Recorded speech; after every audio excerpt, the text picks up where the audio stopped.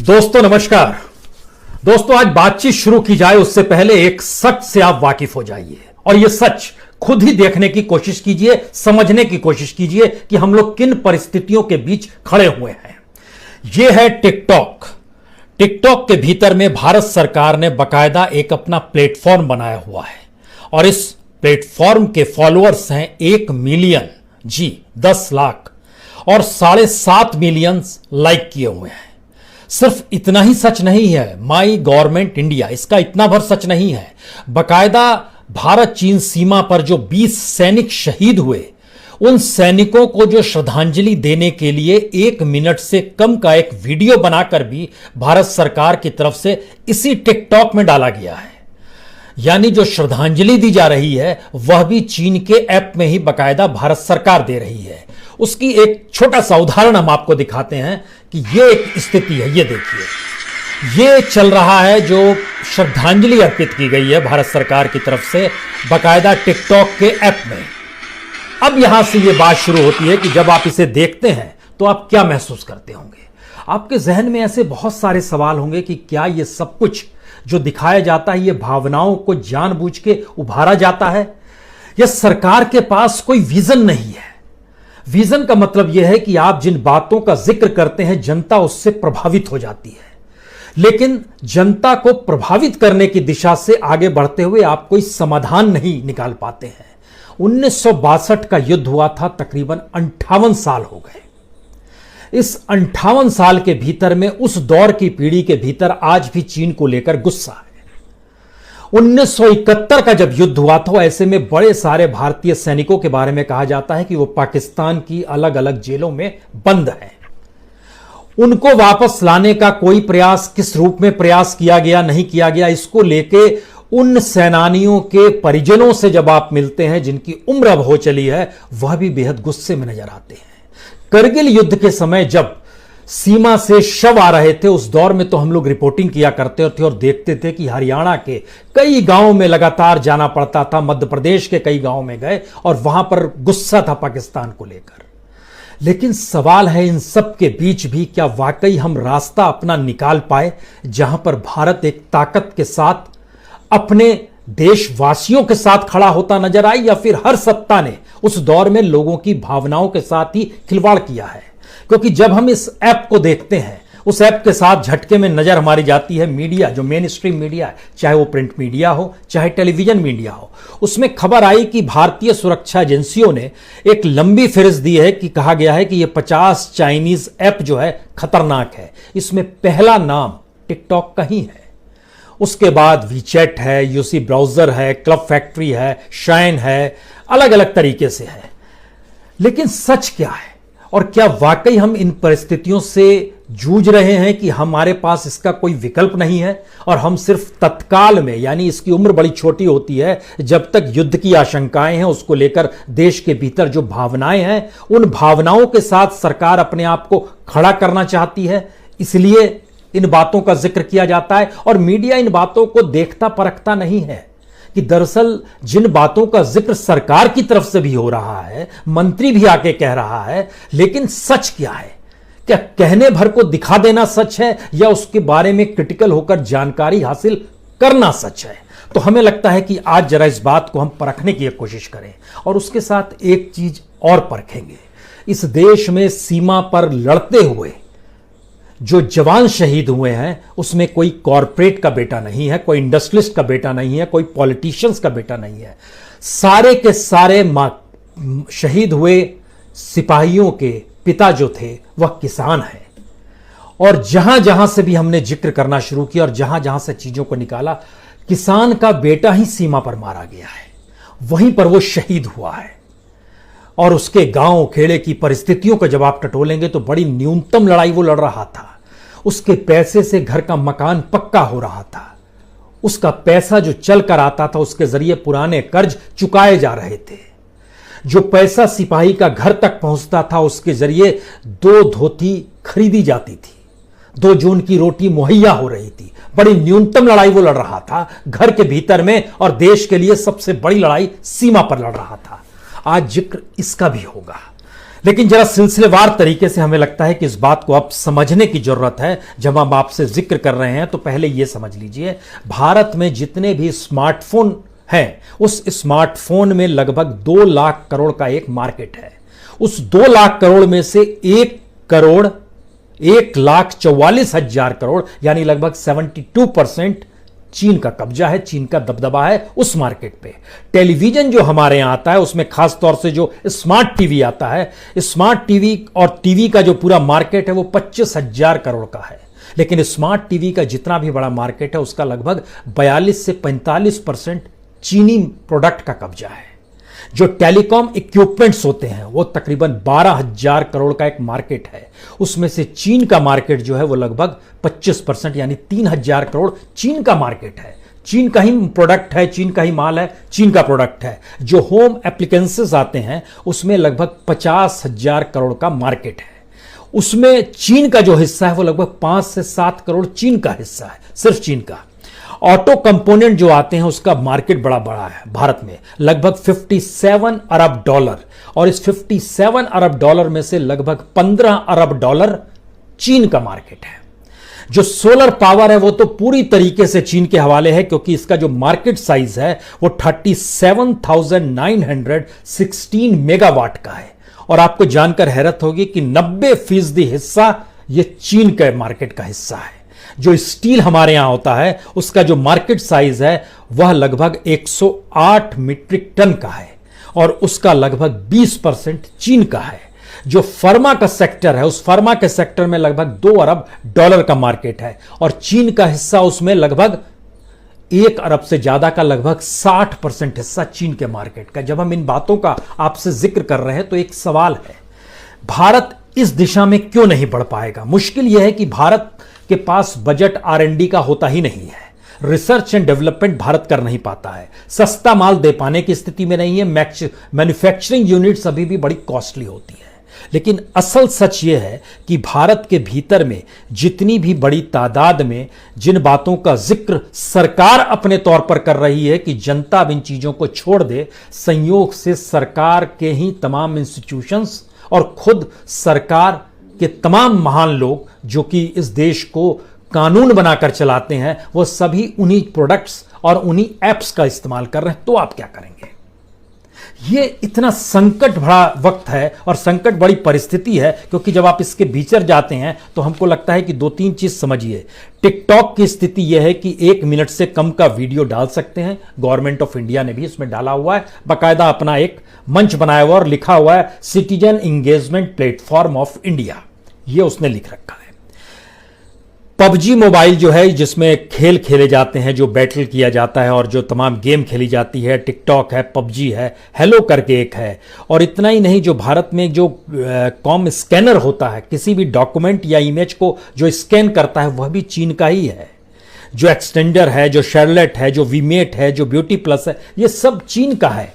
इसको किस रूप में हम लोग एक्सेप्ट करें या ना करें, या किस तरीके से इसके जरिए हम चीन को झटका दे दें, ये एक अबूझ पहेली सी है। ये अबूझ पहेली इसलिए है क्योंकि इसका एक दूसरा सच है। भारत के सामने हमने बार बार जिक्र किया है कितनी बड़ी तादाद में कंपनियां हैं, लेकिन आपको जानकर हैरत होगी, भारत की बड़ी तादाद में कंपनियों के साथ जो कोलैबोरेशंस हैं चीन के कंपनियों के, उसका एक दूसरा हिस्सा जो शेयर मार्केट के भीतर जो फॉरेन पोर्टफोलियो इन्वेस्टमेंट होता है, वह बीते 6 साल में हद से ज्यादा बढ़ गया।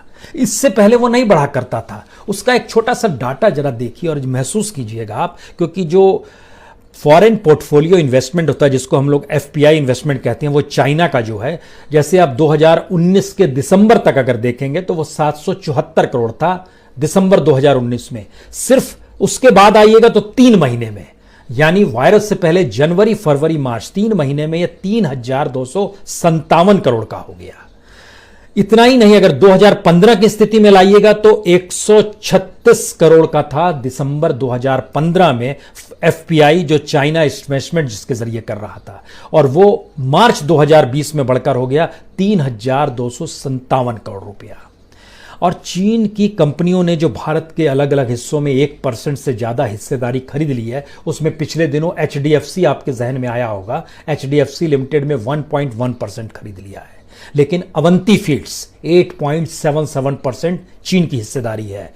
कीर्ति इंडस्ट्री 2.29% चीन की हिस्सेदारी है। किंगफ्ला साइंस एंड टेक, इसमें लगभग 6.32% चीन की हिस्सेदारी है, जिसमें ऐसी एक लंबी फहरिस्त है। अगर 1% से कम पे आएंगे तो दो बड़ी कंपनियां हैं, उसमें गुजरात इंडस्ट्री पावर, इसमें लगभग 200 शेयर्स हैं, और दूसरा है अल्बेलिक फार्मा जिसमें 3,250 शेयर्स चीन के हैं।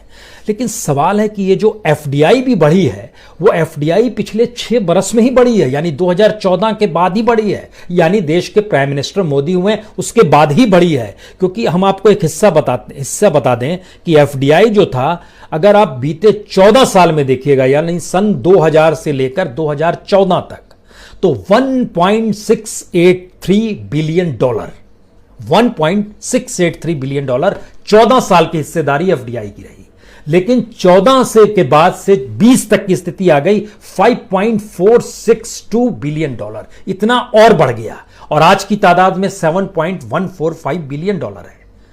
यानी 6 साल के भीतर में जिस रफ्तार से एफडीआई, जिस रफ्तार से एफपीआई, जिस रफ्तार से चीनी प्रोडक्ट, जिस रफ्तार से भारत सरकार के भी तमाम इंस्टीट्यूशंस उसी के जरिए प्रचार प्रसार कर रहे हैं, यह एक अनूठा सच नहीं है, बल्कि इस देश की त्रासदी है।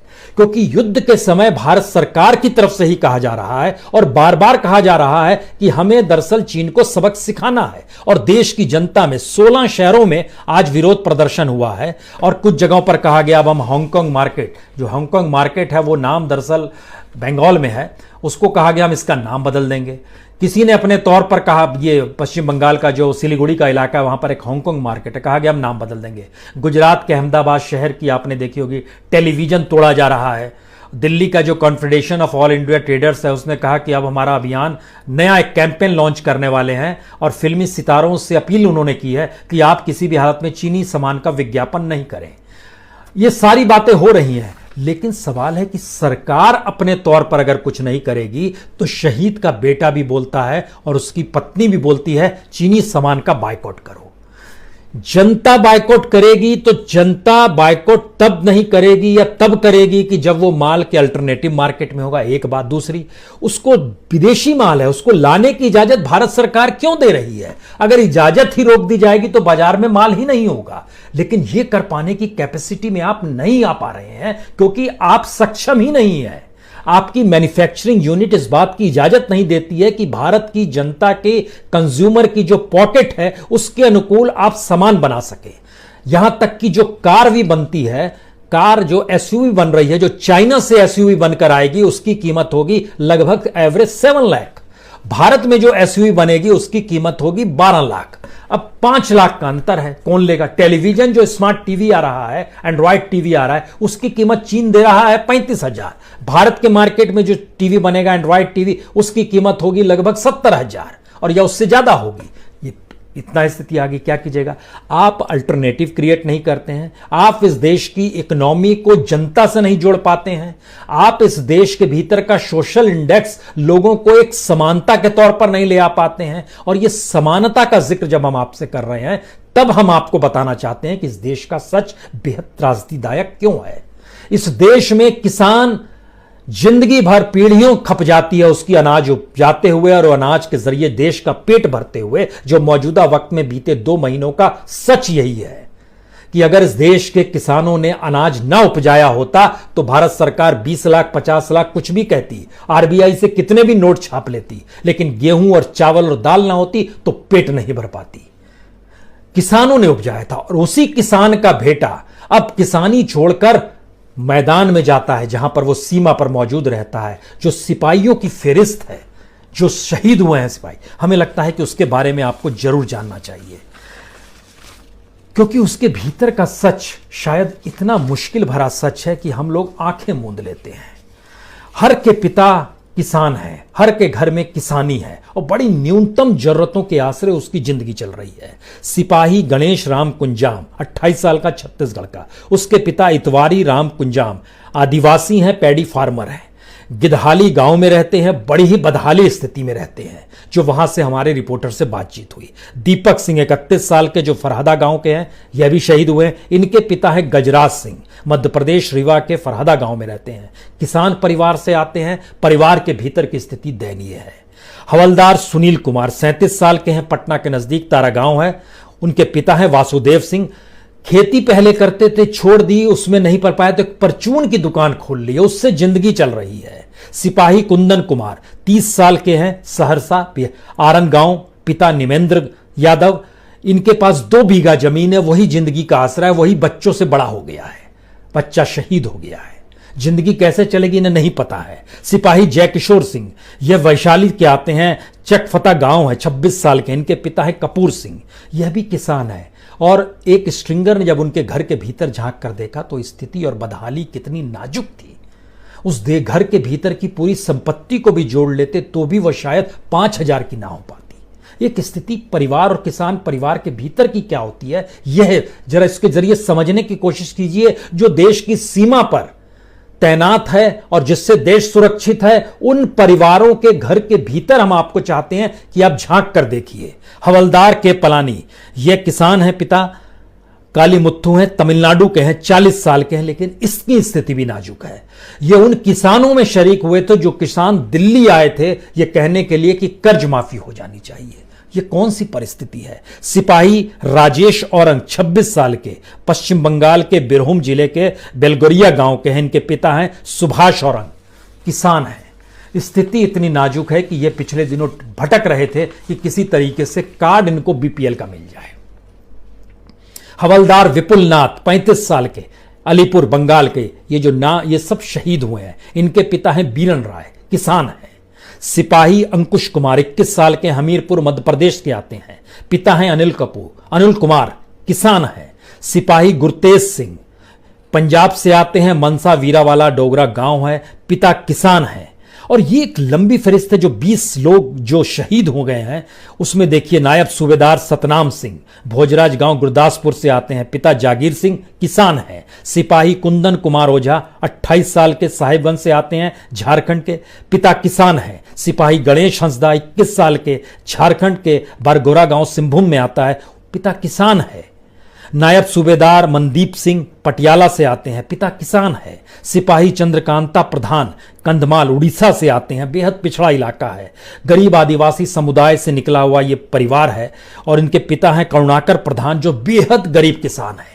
वहाँ के बारे में जानकारी मिली, खासतौर से जो उड़ीसा के हमारे जो स्ट्रिंगर हैं, जो जानकारी आई, एक तो इनकी कंधमाल वाले की आई, दूसरी जानकारी आई मयूरभंज के हैं। नायब सूबेदार नंदूराम सोरेन 43 साल के हैं, ये मयूरभंज के रायरंगपुरा के जानकारी आई। बेहद गरीबी में जूझता हुआ ये परिवार, यानी तिरंगा लपेट दिया, सेना ने सलामी दे दी, लोगों के भीतर आक्रोश निकल गया। बेटे ने, पत्नी ने या पिता ने मान लिया शहादत दी है, सैल्यूट ठोक दिया, लेकिन उस घर के भीतर 2 जून की रोटी कैसे मुहैया हो, इसकी जिम्मेदारी कोई लेगा या नहीं लेगा। सिपाही अमन कुमार सुल्तानपुर समस्तीपुर के आते हैं, पिता सुधीर सिंह, किसान हैं। और इनके भीतर का सच क्या है जरा ये जानिए। जो लोग शहीद हुए हैं, जो सिपाही हैं, जो लांस नायक हैं, जो नायक हैं, जो हवलदार हैं, जो नायब सूबेदार हैं या सूबेदार तक है, जो शहीद हुए हैं, उसमें एक ही लेफ्टिनेंट कर्नल थे। उनकी जो पेमेंट जो हाथ में कट कुटा के आता है वो 1,12,000 जो तेलंगाना के थे। बाकी जो सिपाही लॉन्स नायक, नायक, हवलदार जो शहीद हुए हैं, ये 25,000 से 40,000 रुपए इनकी कमाई होती है, जो इनको वेतन मिलता है। तमाम सुविधाओं के साथ किसान का परिवार किसानी जब छोड़ के निकलता है तो वो ये मानकर चलता है कि कम से कम किसानी की बदहाली उसकी जिंदगी में नहीं आएगी।